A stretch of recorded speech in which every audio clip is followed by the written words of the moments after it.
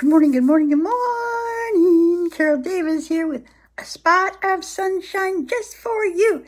Sometimes I think it's for me as well. So there you have it. So today we're reading still through Hope for the Flowers. I love this book because it really does remind me of life, especially the people trying to climb corporate ladders. You know, where are you going? I don't know, but everybody's headed that way. So what's up there? I don't know, but it must be good because everybody's doing it. That always takes me back to my childhood. Why do you want to go to that party? My mother would say, because everybody's going. I'll be the only one not. And my mother's like, I don't think everybody's going to that party. You can't go. And I'd be devastated because I knew that everybody was. So that's the same thing. Even hi, Ian. That's the same thing today. Well, I still have that tendency to want to do what everybody's doing. Well, everybody's not doing the same thing. You know, I think if I had to name one thing that everybody's doing, it would be searching for a little peace, a little joy, and of course money. But life reminds me of football. Everybody wants to get to the goalpost, but everybody has a different way of getting there. Some teams win, some teams don't. It's just other strategies. And that's why I like to watch football, because it reminds me of that. And I want to say one more thing before I start reading. Don't forget all of these podcasts or broadcasts or whatever they're called are on YouTube. So if you want to revisit one you've seen or see one you've missed or just look at them all again, there's like over 150 there, maybe 155 now. Love if you tell your friends about it so you don't have to come to the live broadcast, although it means a lot when people are here, because I post them on YouTube right after. Change, less, change, YouTube. Change, less, change, YouTube. It would have been easier if I just called them a spot of sunshine, except when I went online, there were tons of things called a spot of sunshine. So there you have it. It was too confusing. So that's the deal. And when you go to subscribe, when you go to YouTube, my YouTube channel, please, please, please, please hit that red button that says subscribe. It doesn't cost anything. Nobody's going to bug you about doing anything, but it helps me with numbers. Amazon does some things, good things, or YouTube. I'm sorry, I don't know why I said Amazon, but YouTube, there's kind of rewards for and perks if you get numbers, and that's all it's about. Eventually, if you had enough, then advertisers would be on my site and I could make money. Wouldn't that be cool? And all you have to do is hit subscribe. And please tell all your friends to hit subscribe if you enjoy this. Oh my God, I have a lot of people watching today.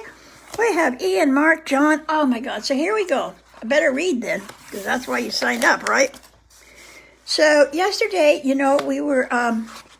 we're talking about the caterpillars met ups, the girl Yellow and the boy Stripe, and they were trying to figure out why they thought they needed to do what everybody was doing, climbing this ladder. You know what I mean? Look at this. It's just really ugly because everybody's doing it. So they were up there. They had been down. Now they're back up. They met. They're in love.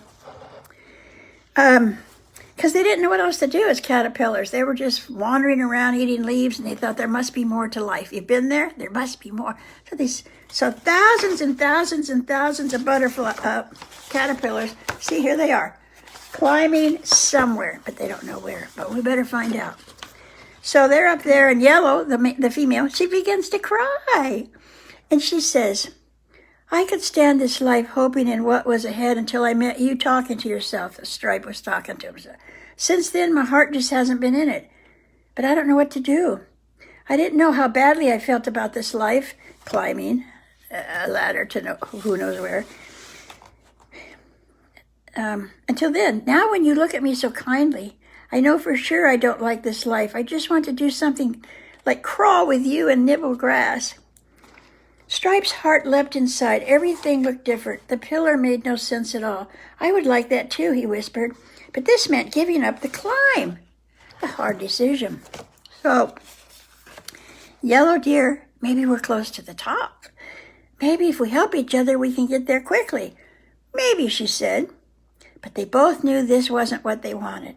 Let's go down, Yellow said. Okay. And they stopped climbing.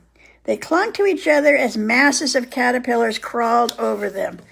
The air was terrible, but they were happy with each other and made a big ball so nobody could step in their eyes and stomachs.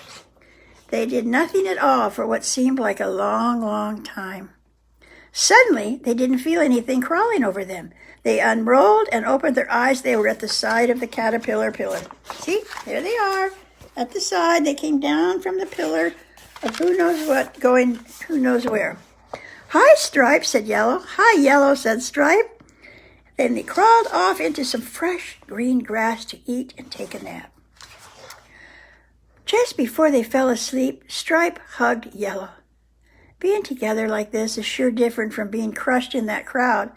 "It sure is," she smiled and closed her eyes. Chapter 3. So Yellow and Stripe romped in the grass and ate and grew fat and loved each other. They were so glad not to be fighting everybody every moment. It was like heaven for a while, but as time passed, even hugging each other seemed a little boring.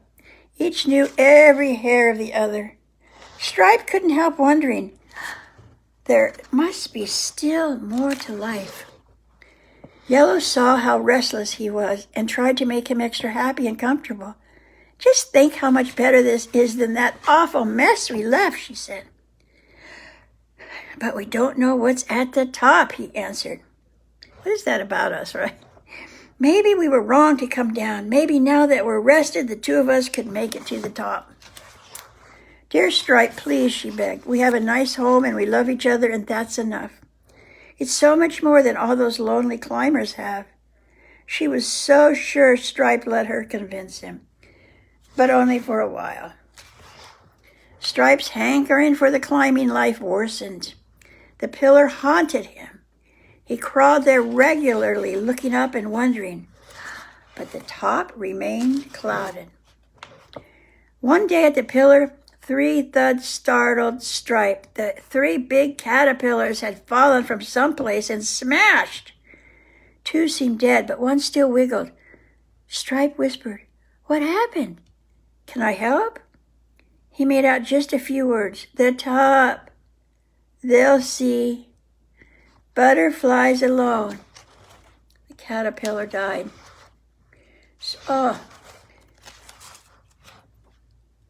that's where I had to leave you, because basically our time's up, because we try to keep this short, 7 minutes every day, because we all have things to do, and I know people, especially me, we have short attention spans.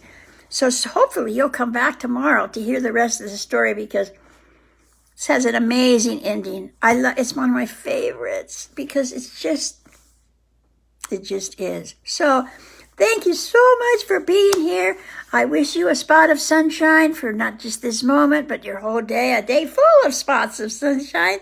And please come back for more. Thank you so much. Blessings.